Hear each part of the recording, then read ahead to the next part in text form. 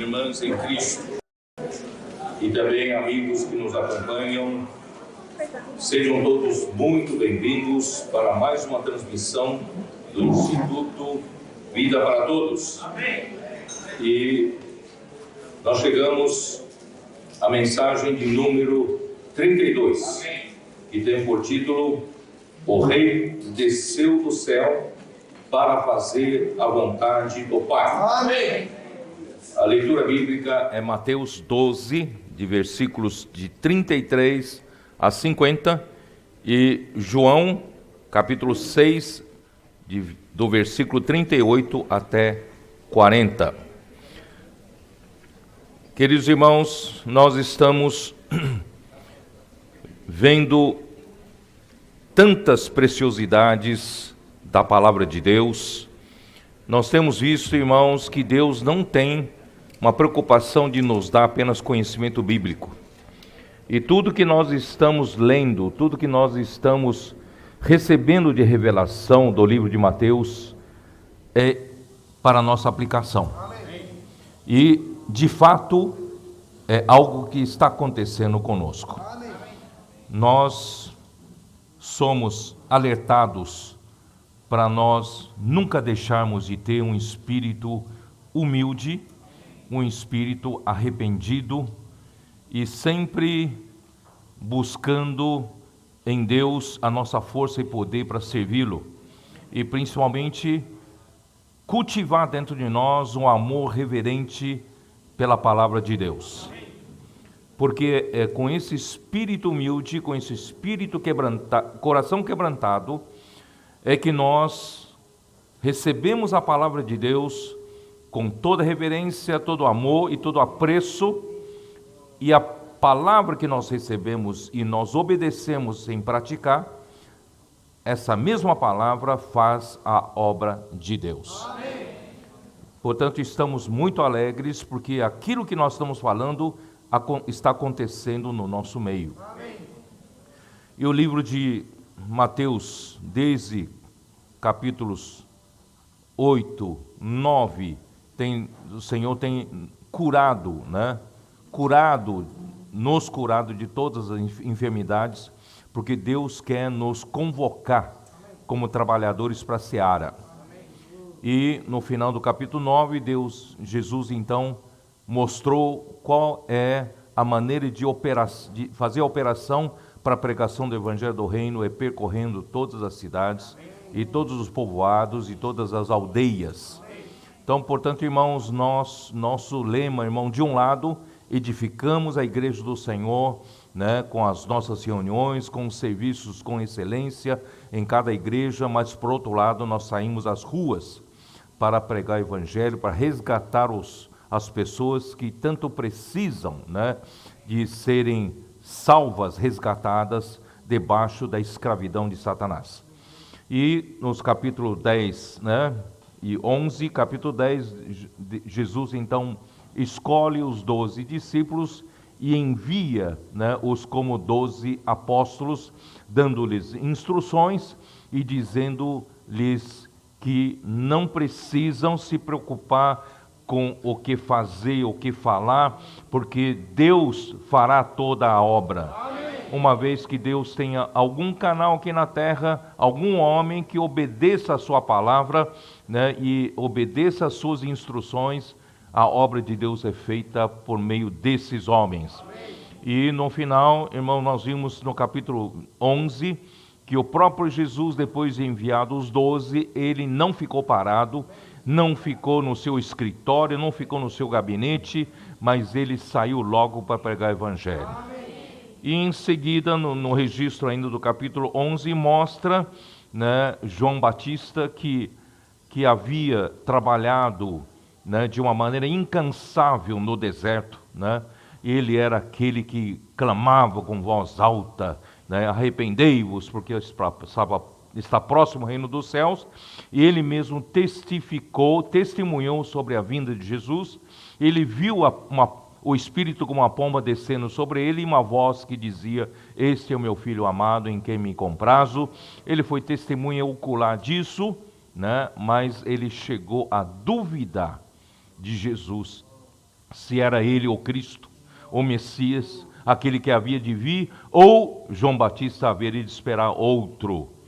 Na verdade, João Batista, né, já deveria parar de esperar, porque ele já veio, quando ele batizou a Jesus, quando seus 2 discípulos seguiram a Jesus, era um momento também dele seguir a Jesus e encerrar o seu ministério, mas não o fez. O que é que aconteceu? Então criou uma nova religião, uma coisa já sem a direção de Deus, sem a direção do Espírito. E a partir daí, irmãos, ele deixou de trabalhar no descanso de Deus. Então, esse contexto todo, ele vai nos norteando por todo o livro de Mateus. Nós precisamos, irmãos, aprender a trabalhar no descanso de Deus. Não formar a nossa própria religião, a nossa própria maneira de trabalhar. Depois de algum tempo nós temos os nossos discípulos, a nossa maneira de fazer as coisas diferentemente de Deus, e chegamos até a duvidar de Deus, duvidar de Jesus, né? Até nos queixarmos, né, do próprio Senhor Jesus.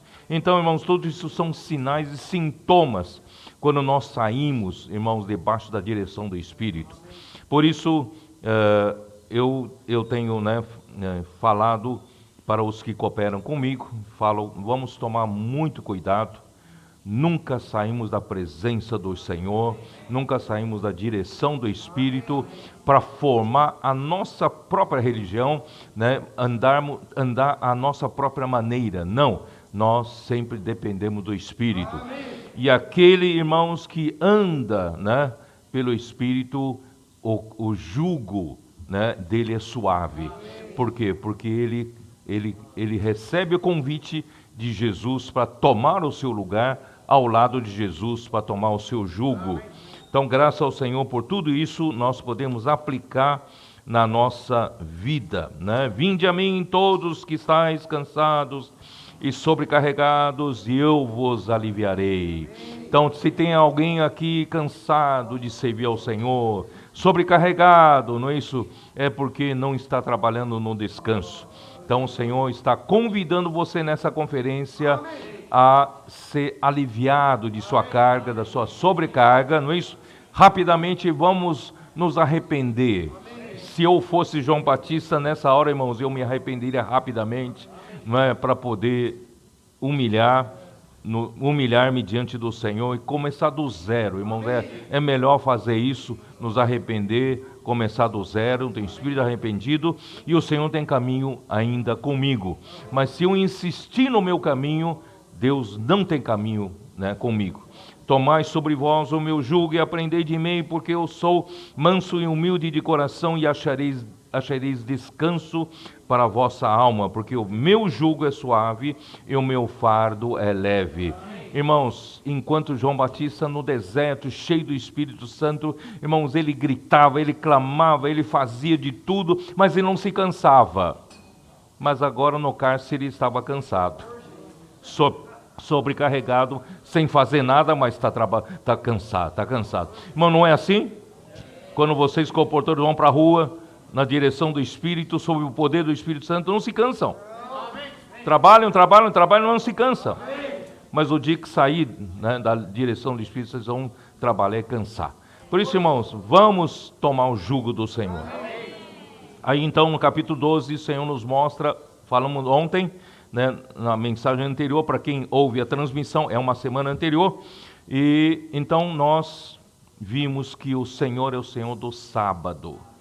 O sábado não foi criado meramente como preceito religioso para nós cumprirmos. O sábado, o homem não foi feito, né, para o sábado, mas o sábado foi feito para o homem. Porque o homem foi criado no final do 6º dia, e no 7º dia Deus descansou das suas obras. Portanto, o homem foi criado para entrar no descanso de Deus.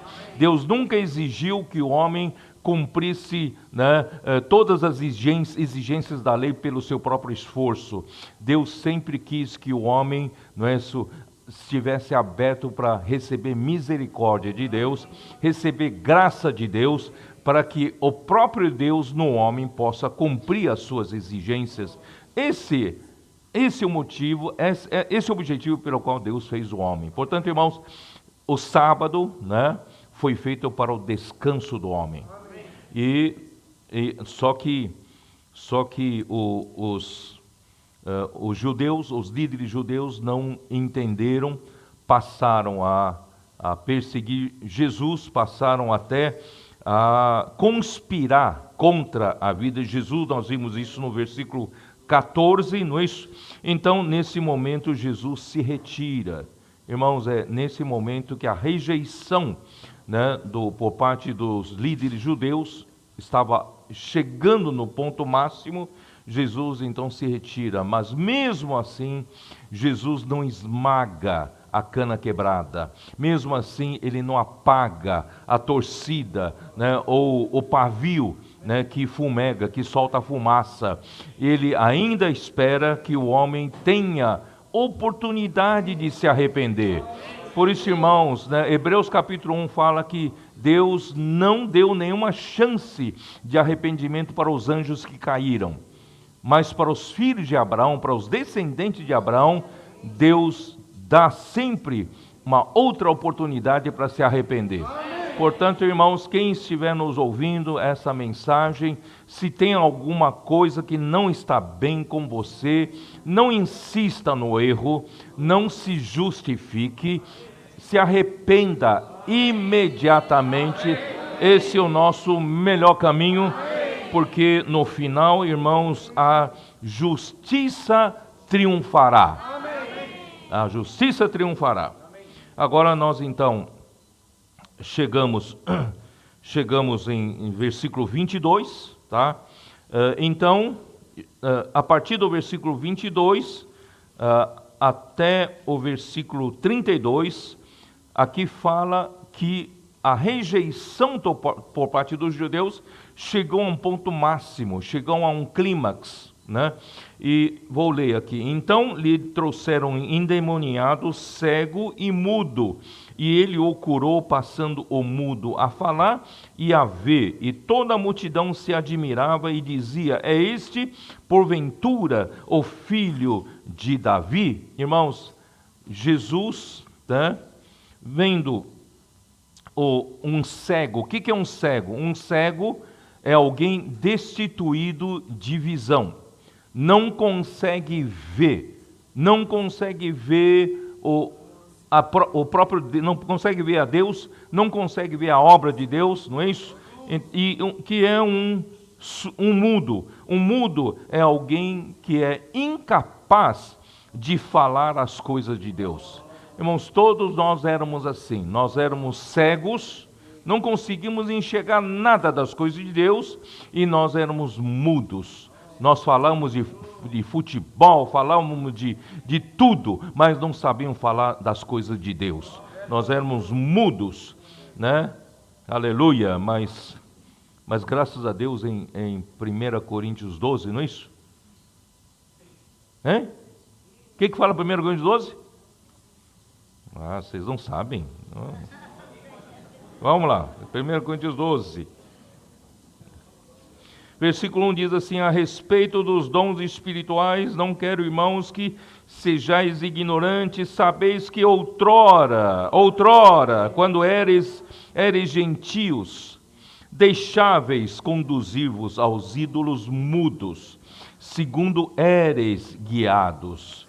Pois vos faço compreender que ninguém que fala pelo Espírito de Deus afirma anátema Jesus. Por outro lado, ninguém pode dizer Senhor Jesus, senão pelo Espírito Santo. Então nós que éramos mudos, porque éramos guiados pelos ídolos mudos, nós um dia encontramos a Jesus e nós recebemos o Espírito de Deus. E esse Espírito de Deus, irmãos, curou a nossa mudez. Nós passamos a abrir a nossa boca e dizer: Senhor Jesus, ou Jesus é o Senhor, né? Então, irmãos, vamos usar mais essa boca para falar: ó Senhor Jesus, Ó Senhor Jesus, declarar que Jesus é o nosso Senhor.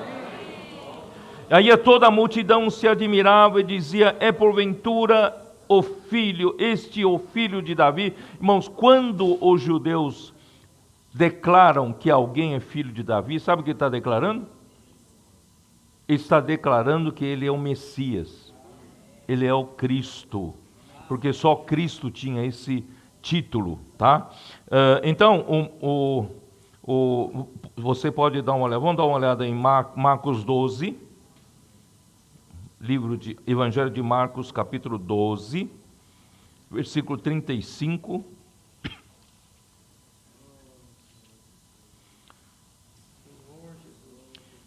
Jesus, ensinando no templo, perguntou: como dizem os escribas que o Cristo é filho de Davi?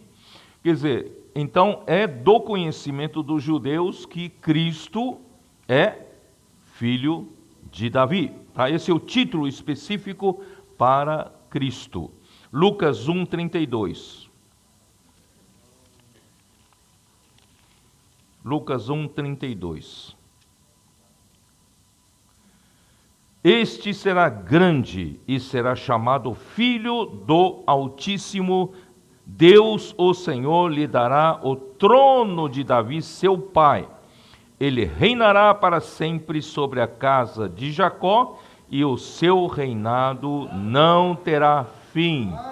Então os judeus estavam aguardando a chegada desse filho de Davi, que vai tomar o trono de Davi e reinará para sempre. Só que mal sabem eles que Jesus já veio e estava de frente a eles, e eles estavam rejeitando, né? E estavam se opondo. Tá? Então, alguns reconheceram, mas os fariseus, versículo 24, voltando para Mateus 12, versículo 24, mas os fariseus, ouvindo isto, murmuravam: este não expele demônios, senão pelo poder de Belzebu, maioral dos maioral dos demônios. Irmãos, aqui chegou ao clímax da rejeição. Por quê? Porque Belzebu significa o Senhor das moscas. O Senhor das moscas é o nome do Deus de Ecrom, segundo o livro dos Reis, capítulo 1, versículo 2. Dá uma olhada. O segundo livro dos Reis, capítulo 1, versículo 2.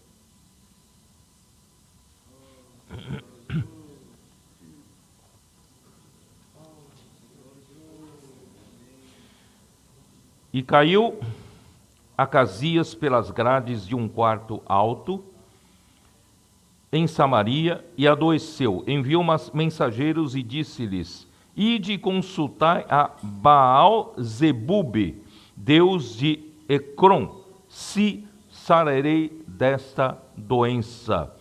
Quer dizer, em vez de Acasias consultar o Senhor, foi consultar o Senhor das moscas, tá? O Deus, nome do Deus de Ecrom, tá? Os judeus mudaram esse nome para Baal-zebel, que significa o Senhor da esterqueira, ou o depósito, o Senhor do depósito do esterco, termo usado para o maioral dos demônios, né? Está aqui Mateus 12, 24 e também Mateus 12, 27. E se eu expulso demônios por Belzebu, por quem os expulsam vossos filhos? Por isso vós mesmos serão os vossos eles mesmos serão os vossos juízes. Irmãos, primeiro vamos chegar... então esse insulto é um insulto extremo, tá?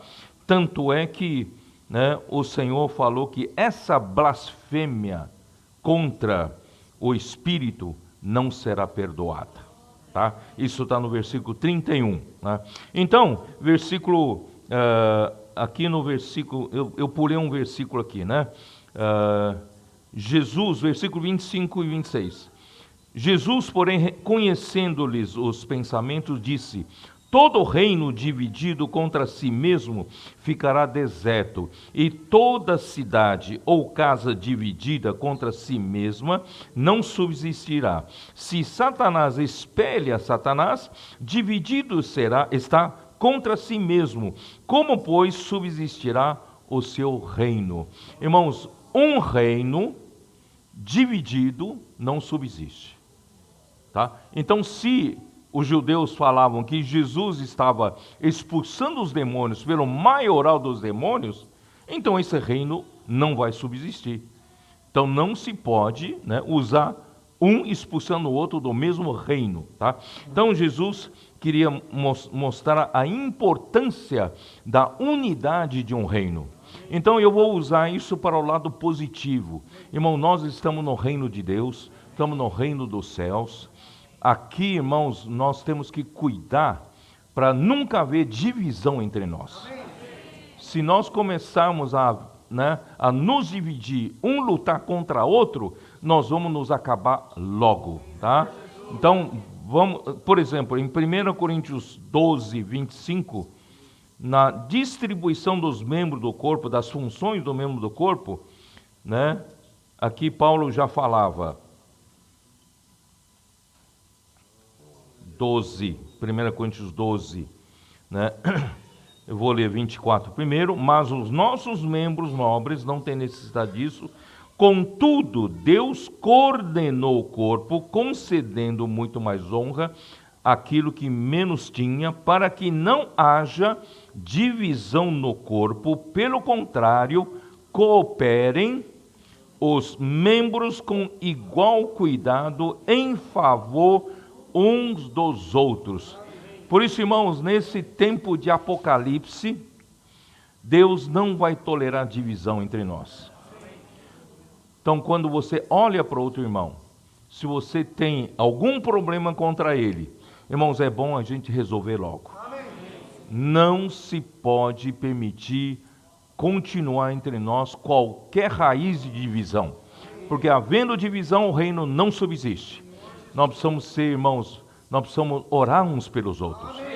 Não um criticar o outro. Não um falar mal do outro. Vamos, né, cuidar um do outro. Vamos suportar-nos em amor uns aos outros. Se houver alguma coisa, vamos aprender a perdoar uns aos outros. Assim o reino permanecerá unido. Um reino unido, irmãos, vai durar para sempre. Tá? Então, esse é um ponto que eu queria falar, né? E também, né, outro versículo está em Romanos 16. Paulo é muito sério com relação a isso. Romanos 16, versículos 17 e 18. O que ele fala? Rogo-vos, irmãos, que noteis bem aqueles que provocam divisões e escândalos. Irmãos, qualquer outro tipo de problema, Paulo, né, não fala com tanta ênfase. Mas, irmão, ele fala, noteis bem aqueles que provocam divisões e escândalos em desacordo com a doutrina ou ensinamento que aprendestes, afastai-vos deles. Se houver alguém promovendo divisão entre nós, nós devemos nos afastar dele. Tá? Porque esses tais não servem a Cristo nosso Senhor, e sim a seu próprio ventre, e com suaves palavras e lisonjas enganam o coração dos incautos, pois a vossa obediência é conhecida por todos. Por isso me alegro a vosso respeito e quero que sejais sábios para o bem e simples para o mal. E o Deus da paz em breve esmagará debaixo dos vossos pés a Satanás. A graça de nosso Senhor Jesus seja convosco. Portanto, irmãos, vamos cuidar bem dessa questão da divisão entre nós. Tá? Tolera-se, né, muitas coisas, mas não a divisão no corpo. Vamos cuidar, tá? Vamos orar uns em favor dos outros. E aqui no versículo 27, voltando para Mateus, né? Mateus 12, né? Versículo 27.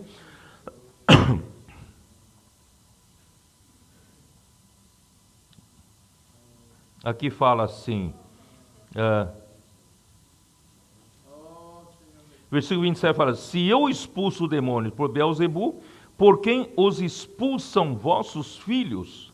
Por isso eles mesmos serão os vossos juízes. Esse versículo está difícil de entender, né? Quem são os filhos dos judeus que expulsavam, né? Então, quero mostrar para vocês em Atos 16 que os judeus naquela época já havia prática de exorcismo, tá? Naquele tempo. Atos 16, versículo 13, e alguns judeus exorcistas ambulantes tentaram invocar o nome do Senhor Jesus sobre possesso de espíritos malignos, dizendo isso: conjuro-vos por Jesus a quem Paulo prega. Os que faziam isto eram 7 filhos de um judeu chamado Seva, sumo sacerdote. Mas o espírito maligno lhes respondeu: eu conheço a Jesus e sei quem é Paulo, mas vós quem sois? E o possesso do espírito maligno saltou sobre eles, subjugando a todos, de tal modo prevaleceu contra eles, que desnudos e feridos fugiram daquela casa. Chegou este fato ao conhecimento de todos, eram assim judeus como gregos, habitantes de Éfeso. Veio temor sobre todos eles, o nome do Senhor Jesus era engrandecido. Irmãos, isso é para mostrar que naquela época já se havia essa prática de alguns judeus praticando exorcismo, tá? Então, e Jesus então questionou sobre qual autoridade exerciam essa prática. E Jesus já, eu vou ler uma nota, eu vou ler uma nota de King James atualizada aqui, tá? Então, isso que eu estou lendo é dessa nota. Naquela época, os judeus já praticavam exorcismo e Jesus questionou sobre qual autoridade exerciam essa prática. Jesus já havia vencido Satanás em seus 40 dias no deserto, na tentação de Jesus, Mateus capítulo 4, versículo de 1 a 11, e agora estava invadindo o reino do maligno. Quando ele prega o evangelho do reino, já está invadindo o reino do maligno. Isso em 1 João capítulo 3, versículo 8. Dá uma olhada. É a sugestão dessa nota, né? Vamos dar uma olhada. Capítulo 3, versículo 8. Aquele que pratica o pecado procede do diabo, porque o diabo vive pecando desde o princípio. Para isto se manifestou o Filho de Deus, para quê? Para destruir as obras do diabo. Tá? Vou continuar lendo essa nota. E agora estava invadindo o reino do maligno para tirar das trevas as almas de todos aqueles que crescem e para destruir a casa do homem forte. Isso está em Isaías 49, dá uma olhada. Isaías 49, versículo 24.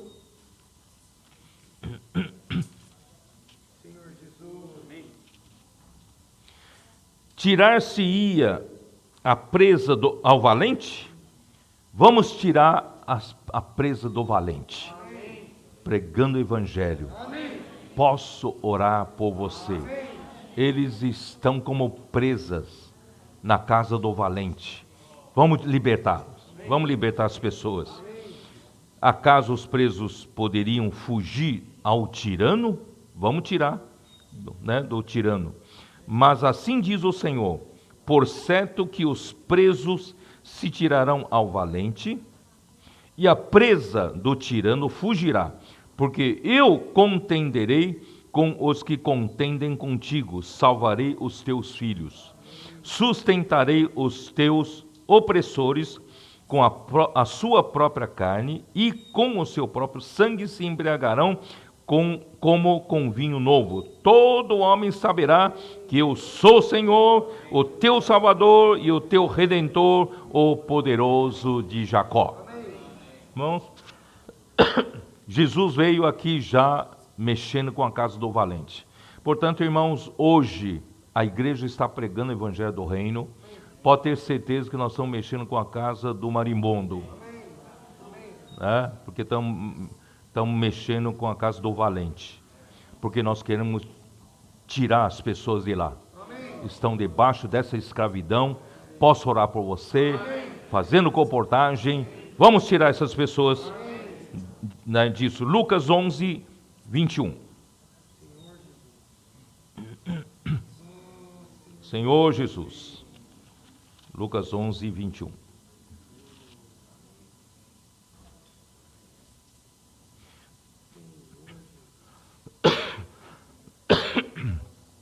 Quando o valente, bem armado, guarda a sua própria casa, ficam em segurança todos os seus bens. Né? Irmãos, ele guarda a sua casa, tá? E ele não quer que a gente tire, né, os bens daquela casa, que são as pessoas que estão sob a sua escravidão. Mas o Senhor Jesus veio e nós tomamos esse modelo, pregamos o evangelho do reino, tirar essas pessoas debaixo do império das trevas, nós as colocamos debaixo da autoridade do reino dos céus, né? Vou continuar lendo ainda, não terminei a nota. Por isso não pode haver neutralidade no reino de Deus. Quem não serve a Cristo está servindo ao diabo, que é o diretor geral do sistema econômico, político, social e religioso deste mundo. Termino a nota. Aí vem a nota da versão Restauração. O Espírito de Deus é o poder do reino de Deus. Onde está o Espírito de Deus em poder, aí está o reino de Deus, e aí os demônios não têm vez. Tá? Então, irmãos, a casa é o reino de Satanás, e o homem forte é Satanás o maligno. Isso está em que versículo? Hein? Versículo, onde nós estamos?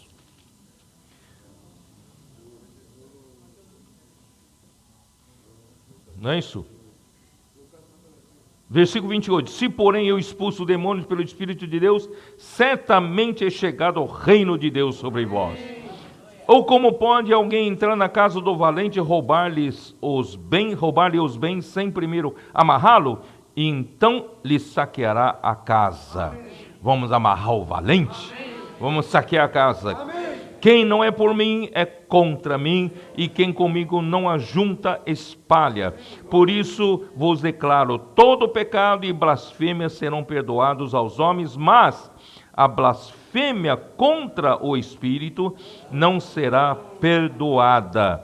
Se alguém proferir alguma palavra contra o Filho do Homem, se-lhe-á isso perdoado. Mas se alguém falar contra o Espírito Santo, não lhe será perdoado, nem nesse mundo, nem no porvir. Irmãos, o que significa isso? Vou ler uma nota de rodapé também da versão Restauração.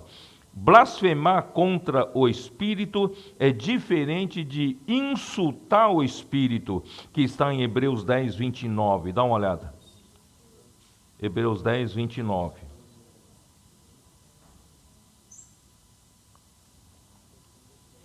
De quanto mais severo castigo julgais vós, será considerado digno aquele que calcou aos pés o Filho de Deus e profanou sangue da aliança com o qual foi santificado e ultrajou o Espírito da graça. Isso é insultar e ultrajar o Filho de Deus.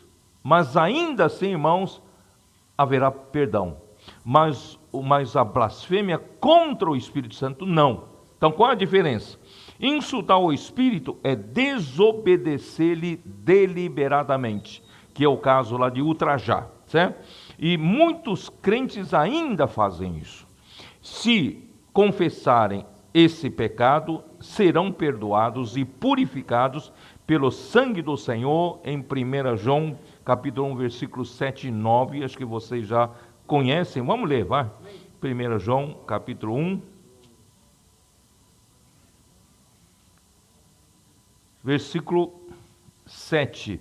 Se, porém, andarmos na luz, como Ele está na luz, mantemos comunhão uns com os outros, e o sangue de Jesus, seu Filho, nos purifica de todo pecado. Versículo 9. Se confessarmos os nossos pecados, Ele é fiel e justo para nos perdoar os pecados e nos purificar de toda injustiça. Por isso, irmão, se Deus está falando com você, mostrando algum erro, né, da sua vida, não se justifique. Não se justifique. Peça perdão. Se arrependa. Confesse os seus pecados. Não é? Tem um salmo que fala, se você não confessa os seus pecados, seca-se os seus ossos. Mas se você confessa e deixa, sabe, você ganhará perdão. Não é isso? Então, irmãos, vamos trilhar pelo caminho da sabedoria. Não insista em que você não está errado, tá? Vamos ganhar luz diante do Senhor, confessar, e nós ganharemos perdão do Senhor e seremos purificados. Ó Senhor Jesus. Então, irmãos, era isso que faltava completar a mensagem anterior. Agora sim vou entrar na mensagem de hoje. Tá?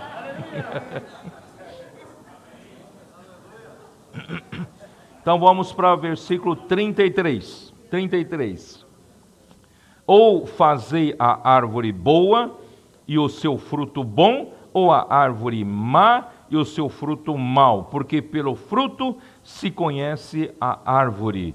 Raça de víboras, como podeis falar coisas boas sendo maus? Porque a boca fala do que está cheio o coração. O homem bom tira o tesouro bom das coisas boas, mas o homem mau do mau tesouro tira coisas más. Não tem outro jeito. Se ele tem um estoque de coisas más, não tem como tirar coisas boas. E digo-vos que de toda a palavra frívola que proferirem os homens, dela darão conta no dia do juízo, porque pelas tuas palavras serás justificado e pelas tuas palavras serás condenado. Não se preocupe, eu vou falar rápido, tá bom? Se preocupe não com o tempo.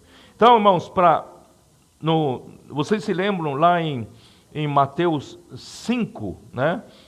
Como se avaliava um profeta, se ele era um profeta genuíno ou um falso profeta. Vocês se lembram ou não? Capítulo 5, versículo 15, era isso, né? Não, perdão, eu que me equivoquei, não é aqui não. Aqui, ó, aqui no capítulo 7, tá? Capítulo 7, vocês se lembram? No versículo 15, fala, cautelai-vos dos falsos profetas, que se vos apresentam disfarçados em ovelhas, mas por dentro são lobos roubadores. Está cheio de tesouros maus, né? E pelos seus frutos os conhecereis. Colhem-se porventura uvas dos espinheiros, ou figo dos abrolhos. Assim toda árvore boa produz bons frutos, porém a árvore má produz maus frutos. Não pode a árvore boa produzir frutos maus, nem a árvore má produzir frutos bons. E toda árvore que não produz bons frutos é cortada e lançada ao fogo. Assim, pois, pelos seus frutos os conhecereis. Por isso, irmãos, pode ter pessoas que aparentemente fazem obras maravilhosas, fazem pregações maravilhosas, fazem coisas maravilhosas, mas não olha para as palavras bonitas, olha para o seu fruto, olha para o resultado do seu trabalho. Se o resultado, irmãos, é fazer a vontade de Deus, é a edificação da igreja, são frutos bons. Se só tem essa aparência e coisa bonita, mas o resultado é ruim, sabe? Então é pelo fruto é que se conhece a árvore. Por isso, irmãos, por isso aqui, na verdade, está querendo dizer, sabe, para a gente tomar cuidado, a gente não cair como, né, esses fariseus, e caíram, né, acharam que estavam servindo a Deus. Na verdade, eles não tinham mais tesouros bons dentro de si, porque estavam criando a sua própria religião. Por isso, irmãos, vamos tomar muito cuidado, né? Aqui diz assim, irmãos, com relação à raça de víboras, vocês se lembram, lá em Mateus 3:7, João Batista chamava quem de raça de víboras? Hein? 3:7, que fala assim: vendo ele, porém, que muitos fariseus e saduceus vinham ao batismo, e disse-lhes: raça de víboras, quem vos induziu a fugir da ira vindoura? Com que base João Batista chamava esses fariseus e saduceus de raça de víboras? Com que base bíblica? Como é que eles poderiam ter sido chamados de raça de víboras? Irmãos, os fariseus, primeiro um pouco de informação. Os fariseus é a mais rigorosa seita dos judeus, que foi formada por volta do ano 200 antes de Cristo. Isso vocês podem ver alguma coisa em Atos 26, versículo 5. Dá uma olhada. Atos 26, versículo 5.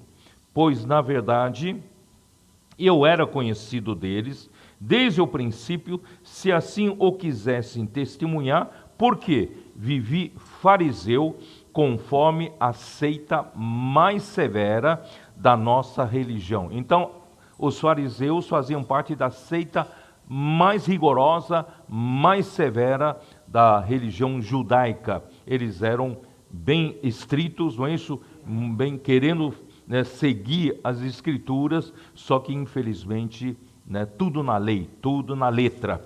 E quem eram os saduceus? Os saduceus são uma outra seita, né, do judaísmo. Atos capítulo 5, versículo 17, dá uma olhada. Atos capítulo 5, versículo 17.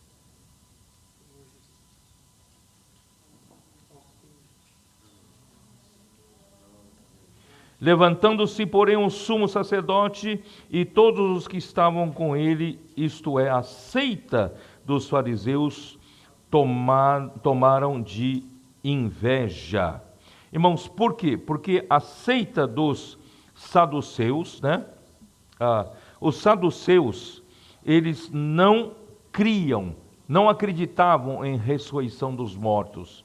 Eles não acreditavam em anjos, não acreditavam em espíritos, tá? Isso está em Mateus 22, dá uma olhada. Mateus 22, versículo 23. Naquele dia aproximaram-se deles alguns saduceus que dizem não haver ressurreição e lhe perguntaram. Atos 23, 8. Pois os saduceus declaram não haver ressurreição, nem anjo, nem espírito, ao passo que os fariseus admitem todas essas coisas, tá? Estou usando a Bíblia, vou mostrar a vocês quem eram os fariseus, quem eram os saduceus, tá bom? E eles foram chamados de raça de víboras por João Batista e agora também por Jesus. Que significa? Significa, irmãos, que em Gênesis capítulo 3, quando aquela serpente enganou a Eva, dizendo para ela que Deus disse que se comer, o dia em que comer da árvore do conhecimento do bem e do mal, o homem morreria, ele como que quisesse insinuar a mulher de que Deus estava enganando o homem, que no dia em que comer vocês não vão morrer, pelo contrário, vocês vão ganhar uma capacidade de discernir o bem e o mal, vocês serão como Deus, né? Então, irmãos, isso Quando a mulher caiu na conversa e aceitou a palavra, pegando o fruto da árvore do conhecimento do bem e do mal, o veneno daquela serpente foi injetado dentro do homem. Por isso, irmãos, né, em João 8,44, né, Jesus diz: vós sois do diabo, falando para os fariseus, vós sois do diabo, que é o vosso pai. Por isso, irmãos, nós precisamos ver que no homem natural, o homem que caiu lá em Gênesis 3, nós recebemos o veneno da serpente e a natureza pecaminosa entrou no homem. Por isso, irmãos, para nós sermos curados, nós precisamos da serpente de bronze. Em João capítulo 3, Moisés levantou, não é só a serpente de bronze, para que todo aquele que for picado pela serpente abrasadora no deserto, que certamente morreria, para não morrer e ser sarado, tinha que olhar para a serpente de bronze. Nosso Senhor Jesus, ele tomou a semelhança da carne pecaminosa, porém não tinha pecado. Isso está em Romanos capítulo 8, versículo 3. Ele era aquela serpente que não tinha pecado, não tinha veneno nele, só a semelhança, e foi levantado na cruz, num madeiro, certo? E todo aquele que olhar para o Senhor Jesus seria curado. Por isso, irmãos, os fariseus, né, os líderes judeus deveriam ver que Jesus era essa serpente de bronze que veio para salvar o homem, não é? Para curar o homem, para sarar o homem. Ó Senhor Jesus, vamos voltar lá. Tem muita coisa boa ainda, peraí.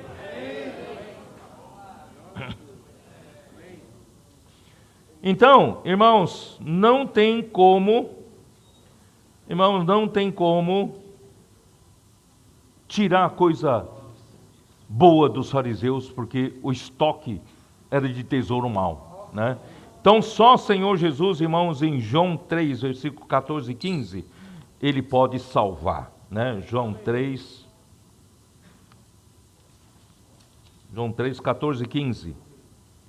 E do modo por que Moisés levantou a serpente no deserto, assim importa que o Filho do Homem seja levantado, para que todo que nele crê tenha a vida eterna. Em vez de perseguir Jesus, rejeitar Jesus, eles deveriam olhar para Jesus e crer em Jesus. Os fariseus, não é isso? Aí então eles teriam um tesouro bom, poderiam ajudar os outros, mas desse jeito não. Por isso, irmão, aqui vamos continuar. Mateus, 12.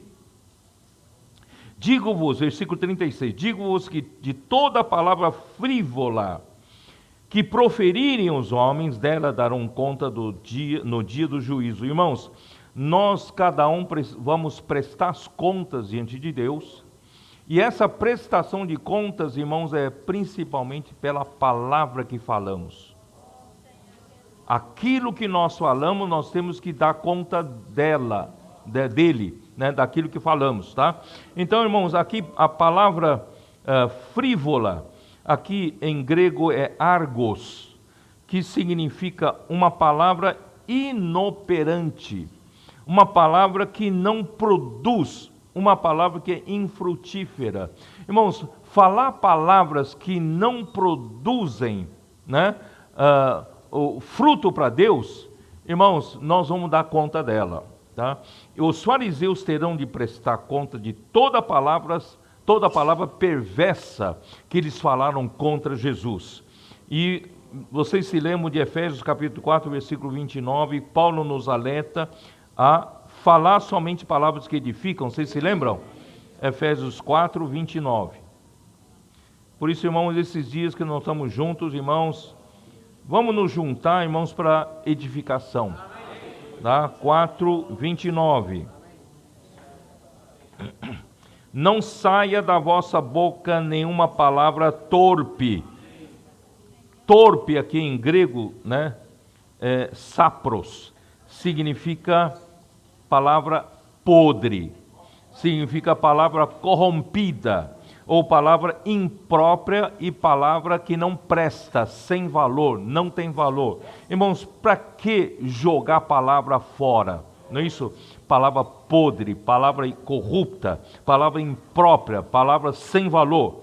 E sim, unicamente a que for boa para a edificação conforme a necessidade, e assim transmita graça aos que ouvem. Então vamos aproveitar esses dias, irmãos, só transmitindo graça uns aos outros para edificação, porque cada um dará conta de si mesmo pela palavra que fala, né?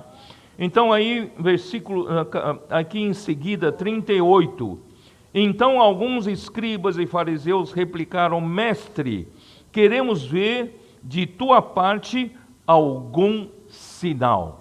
Irmão, o que é o sinal aqui? Por que os fariseus e escribas pediam um sinal da parte de Jesus? Por quê? Quem sabe? Que é um sinal que eles pediam? Um sinal, irmãos, um sinal é um milagre para os religiosos que comprovam, né, uma pregação, comprovam que alguém veio da parte de Deus. Isso é um sinal, né? Então, a religião precisa de sinais para autenticar as obras, precisavam de sinais para autenticar, né, as obras de Jesus. Irmãos, eu vou ler aqui mais uma nota de King James atualizada, que ele diz assim: no passado, muitos líderes de Israel haviam concedido ao povo provas de sua missão por parte de Deus, porque assim era no Velho Testamento. Eles precisavam de sinais para dizer: ó, isso aqui é o profeta de Deus. Assim, para autenticar a obra de Moisés, o Senhor enviou maná. Claro que tem outras coisas, tá? Essa aqui é a nota dele, né?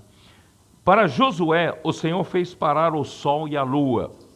Para Samuel, enviou o Senhor trovões de um céu claro e limpo, sem tempestade. Para Elias, mandou Deus fogo do céu, né, para consumir aquele sacrifício. Vocês se lembram do altar? E para Isaías, ele fez recuar a sombra do relógio do sol. Vocês se lembram, né? Mas para confirmar a obra de Jesus Cristo, o Messias, será realizado o maior milagre de todos. Deus ressuscitou a seu Filho Jesus da sepultura. E esse seria um sinal ainda maior do que aquele realizado para a conversão de toda a antiga cidade de Nínive. Isso está no versículos 39 e 40 aqui, ó. Ele, porém, respondeu: uma geração má e adúltera pede um sinal, mas nenhum sinal lhe será dado, senão o do profeta Jonas. Jonas, está aí, né, Jonas? Porque assim como esteve Jonas 3 dias e 3 noites no ventre do grande peixe, por isso você gosta de pescar, né? Assim o Filho do Homem estará 3 dias e 3 noites no coração da terra. Irmão, o que é isso?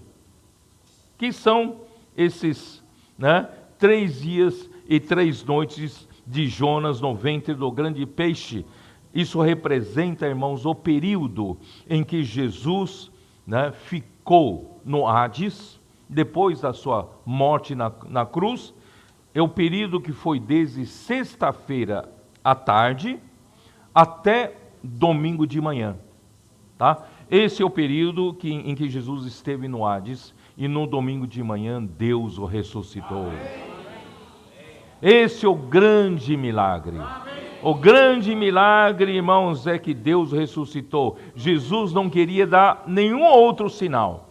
O maior sinal é este, que Deus o ressuscitou, rompendo os grilhões da morte, ele foi exaltado à destra de Deus, e a igreja foi gerada por meio de sua morte e ressurreição. Isso está em Atos capítulo 2, versículos 22 a 36. Dá uma olhada. Atos capítulo 2, versículos de 22.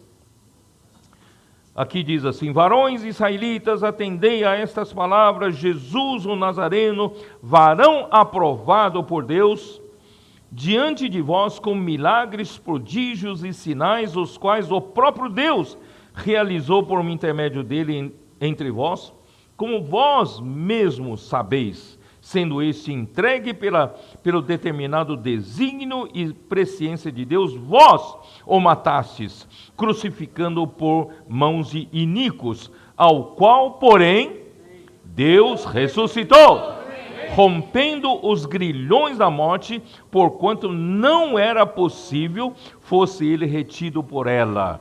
A morte não conseguiu reter a Jesus. Tá? Aí ele pôs, porque a respeito dele diz Davi: diante de mim, via sempre o Senhor, porque está à minha direita, para que eu não seja abalado. Tá? Então, isso vai até versículo 36, já vou direto ali, o versículo 32. A este Jesus Deus ressuscitou, de que todos nós somos testemunhas, exaltado, pois, à destra de Deus, tendo recebido do Pai a promessa do Espírito Santo, derramou isto que vós que vedes e ouvis. Esse derramamento do Espírito, irmãos, foi no dia de Pentecostes e gerou a igreja. Amém. Esse é o milagre, maior milagre do universo, não é isso? Ele morreu, ressuscitou e foi derramado o Espírito Santo e gerou a igreja, gerou a nós, né? Porque Davi não subiu aos céus, mas ele mesmo declara: disse o Senhor ao meu Senhor, assenta-te à minha direita, até que eu ponha os teus inimigos por estrado dos teus pés. Esteja absolutamente certa, pois, toda a casa de Israel, de que a este Jesus que vós crucificastes, Deus o fez Senhor e Cristo. Irmãos, esse é o sinal de Jonas, é o maior sinal de todos, tá? Ó Senhor Jesus, Hebreus capítulo 1, versículo 8.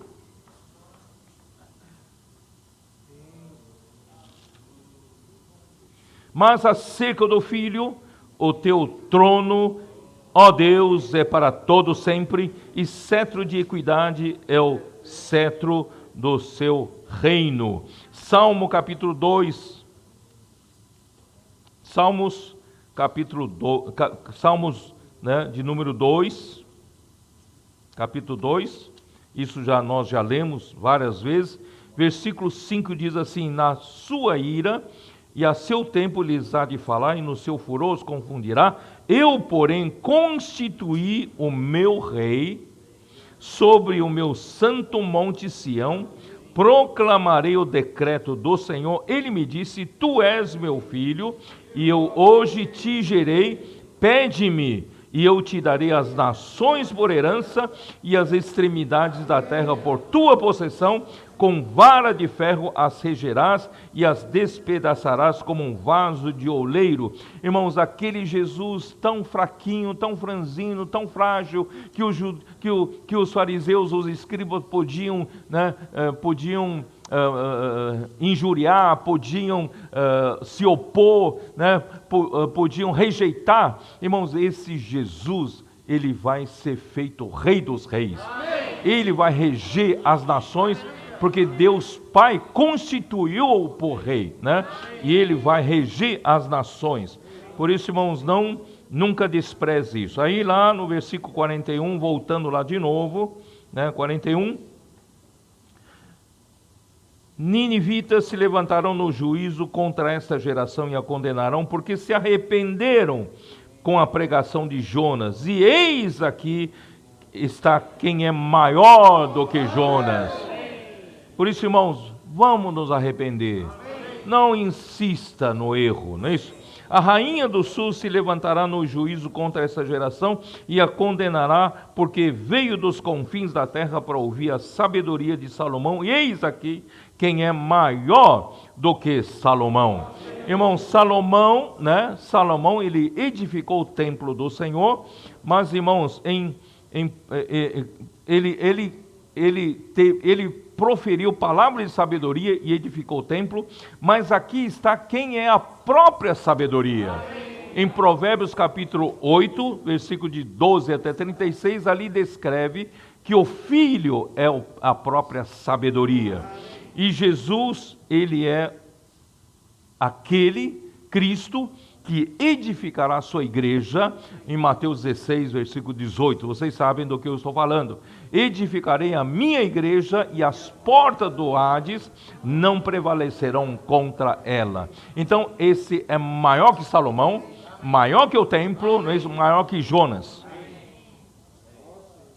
Senhor Jesus. Então vamos lá, versículo 43, porque quando o espírito imundo sai do homem, anda por lugares áridos procurando repouso, porém não encontra. Por isso diz: voltarei para minha casa de onde saí, e tendo voltado a encontra vazia, varrida e ornamentada. Então vai e leva consigo outros 7 espíritos piores do que ele, e entrando habitam ali, e o último estado daquele homem torna-se pior do que o primeiro. Assim também acontecerá a esta geração perversa. Irmão, de um lado, Jesus estava mostrando para nós como funciona essa questão da possessão demoníaca, porque aqui, né, o espírito imundo aqui refere-se aos demônios. Os demônios eram as criaturas pré-adâmicas, né, que foram julgadas porque seguiram a rebelião de Satanás, e Deus julgou com as águas do juízo de Deus. Isso está em Gênesis capítulo 1, versículo 2, que diz: a terra, porém, né, estava sem forma e vazia, e havia trevas sobre toda a face do abismo. Abismo aqui é água, né, é o mar, abismo. Então, irmãos, Deus julgou aquela raça pré-adâmica, e eles, então, os corpos morreram, mas eles se tornaram esses espíritos imundos, e eles passaram a vagar. Como foi julgado com as águas, o lugar de habitação natural deles no mar. Vocês entenderam? Então, quando eles saem do mar, eles acham tudo árido, tudo seco. Eles precisam de entrar na água ou tomar posse de algum corpo humano. Tá? E o corpo humano eles tomam quando você se esvazia, quando você abre, né, a sua mente para isso. Deus não permite, na verdade, esse contato do espírito imundo com o homem. Mas se o homem procura abrir a porta para ter contato, aí essa porta fica aberta. Entendeu? Então, normalmente, não precisa se preocupar, você não tem contato. Mas, irmãos, se você você procura abrir essa porta, aí a porta fica aberta, tá? Então, irmãos, esses demônios gostam de, ou, né, habitam nas águas, no mar, ou procuram algum corpo para tomar posse. Mas, irmão, nós não abrimos nenhuma chance para ele tomar posse. É isso? Nós somos o templo do Espírito Santo. Então, aí, se você, né, se alguém ainda mantém condições para a possessão, esse espírito sai e encontra a casa varrida e limpa, ele vai trazer mais 7 para habitar. Opa, vem cá, aqui tem uma casa boa, vamos habitar lá. Mas que significa isso, irmãos? Aqui não está falando só dessa explicação que eu dei para vocês. Aqui está falando, irmãos, dos próprios opositores de Jesus, os líderes religiosos. Eles, em lugar de fazer uma mudança radical na vida deles, quando viram Jesus, em vez de aceitar Jesus, não é isso? Para haver uma mudança radical na vida delas, não querem mudar. Eles apenas querem varrer um pouco a casa, enganar a si mesmo. Né? Tá bom, vamos melhorar um pouco a minha vida, vamos praticar um pouco boas ações, mas a raiz má não arrancaram.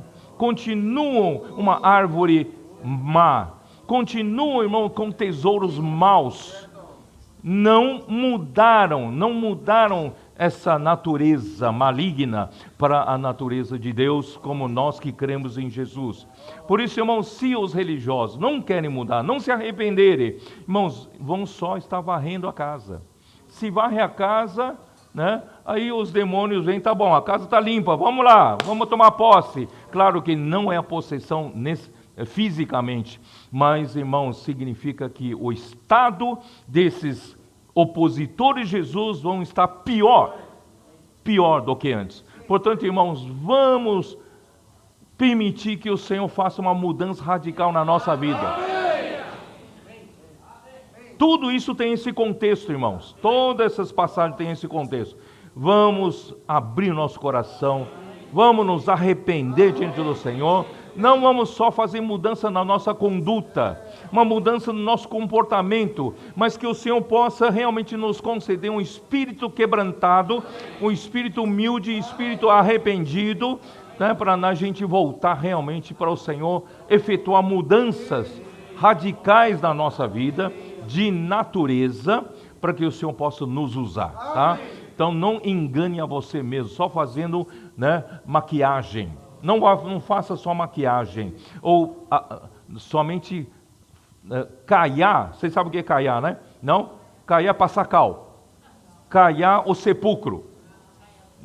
Fica passando só cal no sepulcro, fica bonitinho, branquinho e tal, mas é sepulcro, é morte.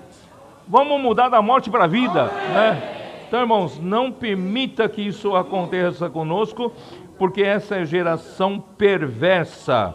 Tá? Então, provavelmente Jesus estava usando essa ilustração como uma parábola, indicando que os judeus que rejeitaram Jesus não querem se arrepender para aceitar o governo do reino dos céus. Você quer aceitar? Amém. Antes queriam somente varrer a sujeira e ornamentar a casa. Isso os deixa mais convidativos para o espírito imundo levar outros 7 espíritos com ele, tornando-se a sua situação muito pior do que antes. Então não vamos nos enganar a nós mesmos. Vamos ler o último trecho aqui, tá bom? Eu vou terminar aqui.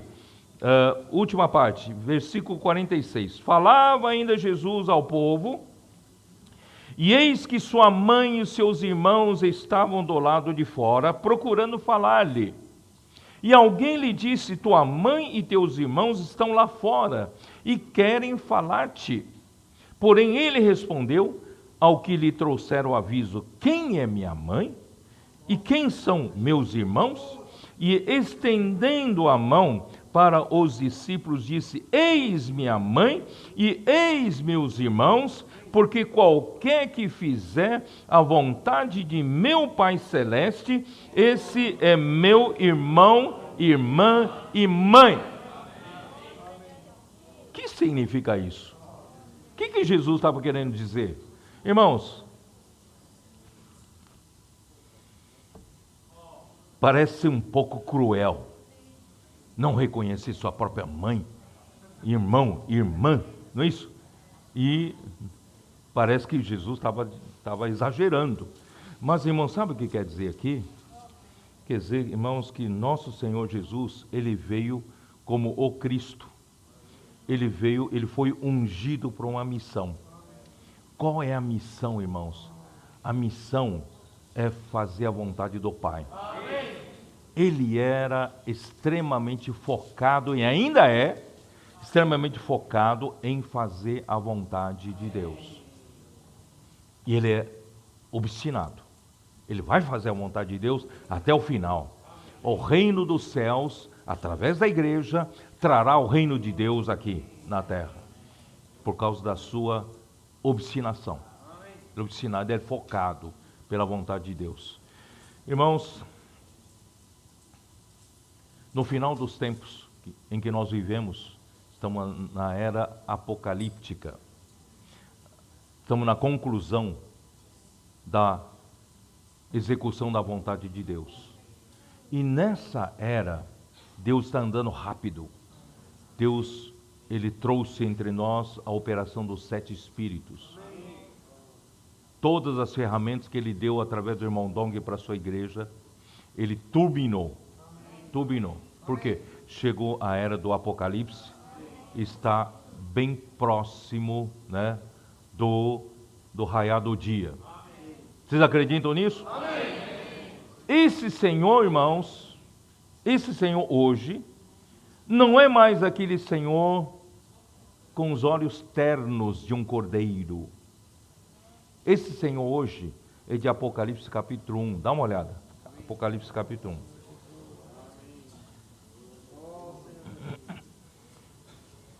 Versículo 12. Voltei-me para ver quem falava comigo, e voltado vi 7 candeeiros de ouro.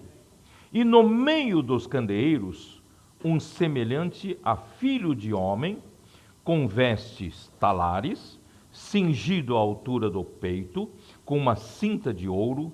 A sua cabeça e cabelos eram brancos como a alva lã, como neve. Quer dizer, ele era alguém, irmãos, não só demonstra a sua longevidade, né? Ele era o mais, vamos dizer, o primeiro, o mais maduro de todos, tá? Mas olha para os seus olhos, não são mais olhos ternos. Aqui ele tem os olhos, o quê? Os olhos como chama de fogo. Chama de fogo. Irmãos, na era do Apocalipse, ele quer queimar toda impureza. Ele quer queimar tudo aquilo que se opõe à execução da vontade de Deus. Os pés semelhantes ao bronze polido, como que refinado numa fornalha, né? A voz como voz de muitas águas. Irmãos, esse Senhor Jesus que está andando no meio das igrejas dos 7 candeeiros de ouro, nesta era, ele não é tão bonitinho assim, tão, né, bilu-bilu. Ele é aquele que tem chama de fogo nos olhos. Os seus pés, irmãos, é de alguém que foi provado na fornalha como bronze polido, e ele também quer provar você. Ele quer provar você para aprovar. Mas se você não for aprovado, irmãos, vai ser deixado de lado. Porque na era do Apocalipse, ele não admite que você atrapalhe a execução da vontade de Deus. Nós demoramos um pouco para vir para cá, porque eu estava tendo comunhão com os cooperadores. Estava mostrando para os cooperadores, irmãos, que Deus nessa era, Ele não vai poupar ninguém. Mas o Senhor, eu fui tão usado por Ti, por tanto tempo, Senhor, né? Eu trabalhei para Ti, para isso, aquilo, tal. Irmão, Deus não vai olhar para isso mais. O dia em que você sair de trabalhar no descanso de Deus, criar a sua própria religião como João Batista, ele vai afastar você. Os irmãos entenderam? Por isso que eu falei para os cooperadores, nós precisamos viver em temor e tremor. Nunca deixar orgulho subir a nossa cabeça. Nunca achar que nós somos alguma coisa, que o dia, irmãos, que nós acharmos que nós somos alguém, né, que o Senhor usou no passado, o Senhor pode ter usado você no passado, mas o dia que você se tornar um estorvo para a execução da obra de Deus, irmãos, Ele não vai te poupar. Vocês acreditam nisso ou não? Por isso, irmãos, voltando lá, quem é minha mãe e quem são meus irmãos?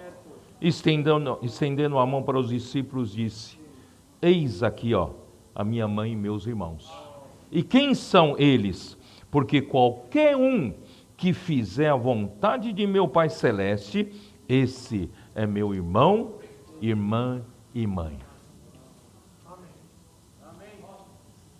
Vamos conhecer esse Senhor melhor. Esse Senhor da era do Apocalipse. Ó Senhor Jesus, deixa eu ver se eu Tem umas coisas ainda, deixa eu ver, ainda dá tempo ou não? Hein? Irmãos, eu realmente, esses dias, eu vivo em temor e tremor. Quanto mais, não é isso? Eu sei que os irmãos oram por mim, oram pela minha cirurgia e oram pela palavra profética que, né, o Senhor tem me usado. Irmãos, quanto mais o Senhor nos usa, mais a gente precisa ter temor. Nós precisamos viver debaixo totalmente da misericórdia do Senhor. O Senhor diz: misericórdia quero, e não holocaustos.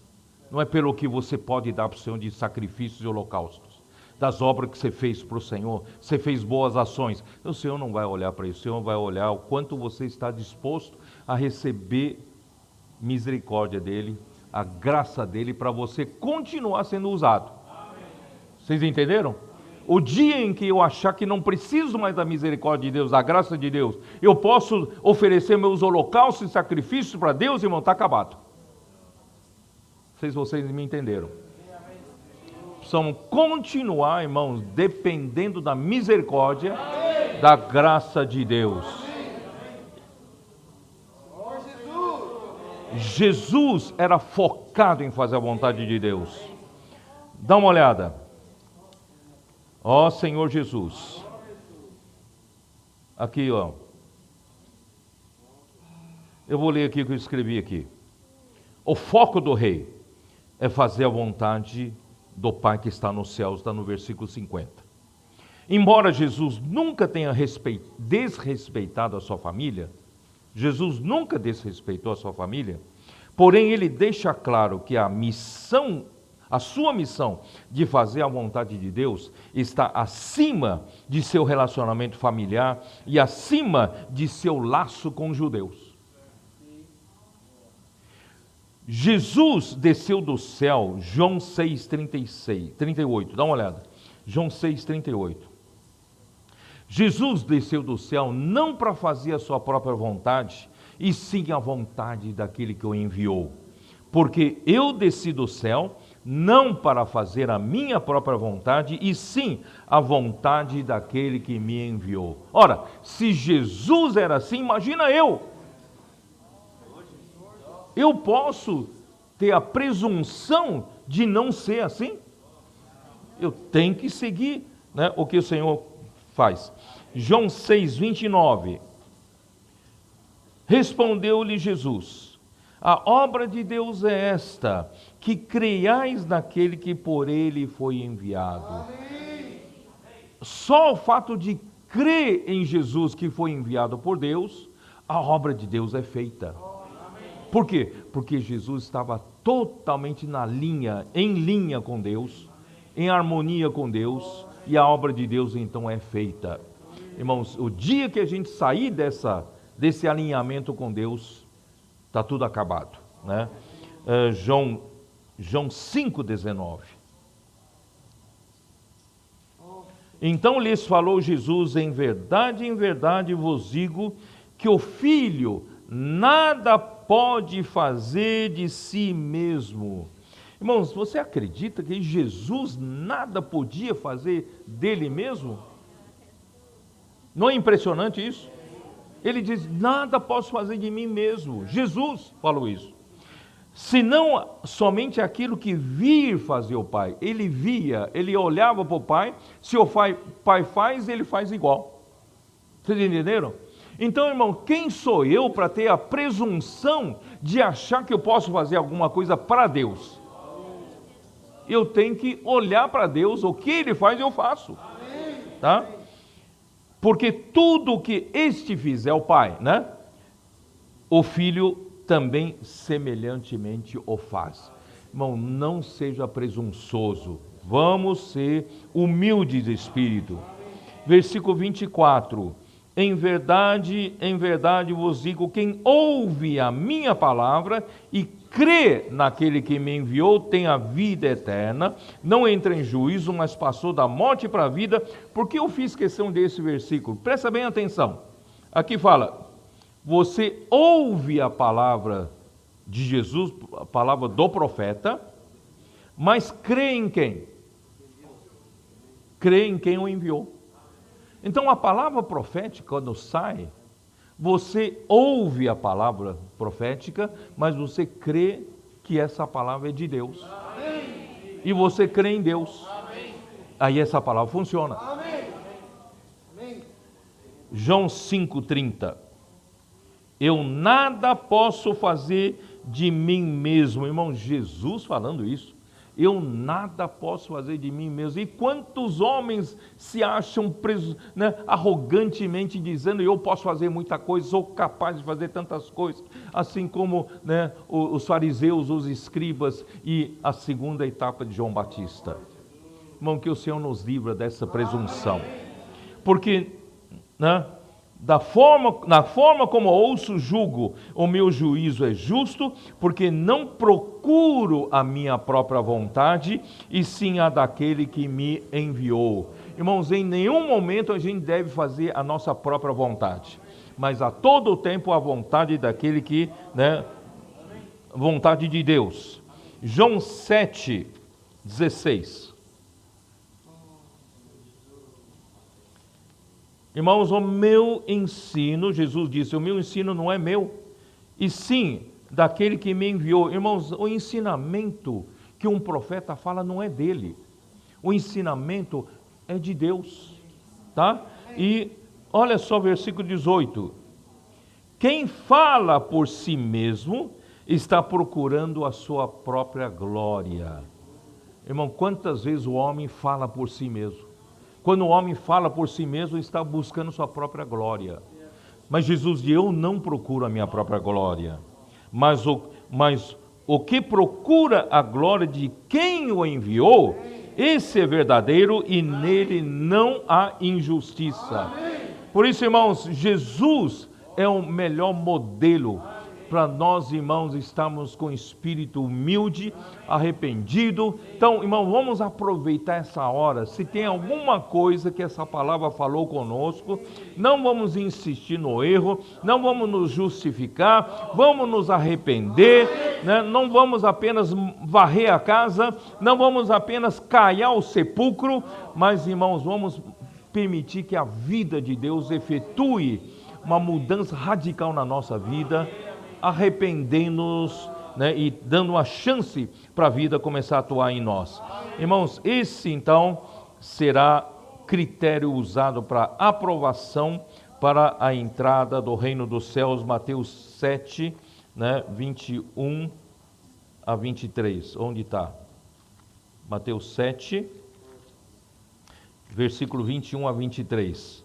Nem todo o que me diz Senhor, Senhor entrará no reino dos céus, mas aquele que faz a vontade de meu Pai que está nos céus. Irmão, não é fazer muitas coisas para Deus, mas é fazer a vontade de Deus. Muitos naquele dia onde dizer, Senhor, Senhor, porventura não temos nós profetizado em Teu nome não expelimos demônios, em Teu nome não fizemos muitos milagres? Então lhes direi explicitamente, nunca vos conheci. Apartai-vos de mim, os que praticais a iniquidade. Já pensou naquele dia, diante do tribunal de Cristo, você ouvir isso de Deus, do Senhor? Por isso, irmão, não vamos nos enganar até lá. Eu prefiro que o Senhor me ilumine hoje, me faça arrepender hoje, do que ficar me enganando, me justificando, não é mesmo, irmãos? Que o Senhor possa nos iluminar completamente, porque daqui para frente, irmãos, somos desse coração puro, somos dessa motivação pura. Estamos aqui para fazer a vontade de Deus, não por nós mesmos, não sejamos presunçosos, e nem arrogantes. Nós dependemos totalmente do Senhor. Então, os seguidores do Rei também devem renunciar tudo para fazer a vontade do Pai que está nos céus. Também deve ser, a vontade de Deus também deve ser o nosso foco. Não são as obras que fazemos, tais como profetizar, expelir demônios, operar milagres em nome do Senhor, que nos aprovarão naquele dia para a manifestação do reino dos céus, senão, irmãos, em fazer a vontade de Deus que está nos céus. Então, eu termino aqui, queridos irmãos. Então, vamos continuar fazendo a vontade de Deus. A vontade de Deus entre nós hoje, irmãos, é pregar o evangelho do reino. Amém. Vamos sair às ruas, falar, posso orar por você? Amém. Cada um de nós, irmãos, pode salvar muitas pessoas, porque nós estamos amarrando, oramos para amarrar o valente. Vamos tirar essas pessoas da casa do valente para o Senhor, para o reino dos céus. Os colportores saindo, avança jovens saindo, as irmãs cuidando das pessoas, com isso. E nós, irmãos, a igreja tendo a rede de cuidado, vamos montar essa rede de cuidado. Se na sua igreja é pouca gente e não tem, seja você mesmo. Você mesmo pegue contato e comece a cuidar. Usa o WhatsApp, escreve texto, fala, eu posso orar por você, posso cuidar de você. Sabe, você vai começar a fazer a vontade de Deus. Que a Europa, irmãos, possa crescer dessa forma. Mais colportores sejam formados aqui para fazer a expansão, e as igrejas aqui também estão promovendo o crescimento, multiplicação por meio, né, de pregação do evangelho e tal. E nós, irmãos, estamos orando ao Senhor para que o trabalho dos colportores, também essa pregação do evangelho, seja ainda mais eficiente. Estamos pedindo para o Senhor um expolivro aqui na Europa. E aqui o expolivro não precisa ser uma carreta como no Brasil. Fica até difícil pedir licença, né? Fica difícil para entrar nas cidades. Aqui pode ser um tipo de um motorhome, né? E nós vamos transformar em um pequeno expolivro, e nós vamos ir de cidade em cidade, vamos de país em país, né? Vamos ganhar a Europa, e juntamente com colportores, irmãos, o expolivro com os colportores é uma combinação de vida, de uma combinação explosiva, né? E nós vamos ganhar essa terra para o Senhor, porque, irmãos, essa é a vontade de Deus, que tragamos o reino de Deus de volta aqui na terra. Resgatemos as pessoas, né, do império das trevas, trazer para a igreja, para o reino, né, do Filho de Deus. Deus, então, abençoe vocês. Desculpe, eu prolonguei um pouquinho mais, mas eu acho que vale a pena, né, que eu já disse, essas mensagens de Mateus, irmão, não são para aumentar nosso conhecimento bíblico, senão, irmãos, é o que está acontecendo conosco. Nós estamos sendo operados por essa palavra, ajudados por essas palavras, para fazer mais a vontade de Deus. Deus abençoe vocês. Amém.